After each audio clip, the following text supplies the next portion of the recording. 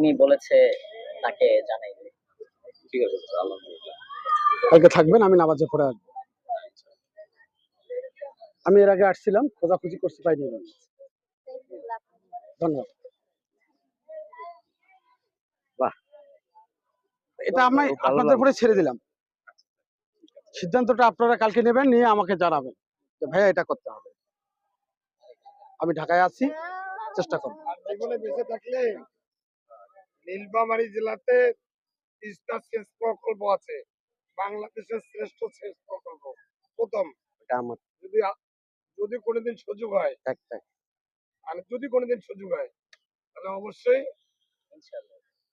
অবশ্যই আপনারা আসবেন। আমি আর একটা কথা বলবো, শুধু আমি রাসেল নই, গোটা বাংলাদেশে যদি কেউ কোনো দেশের বাইরে থেকে যদি আমার ভিডিও কেউ দেখে থাকে, তাদেরকে, সে ভাইদেরকে বলবো পাশে দাঁড়ানোর জন্য আমার সঙ্গে। ইনশাআল্লাহ।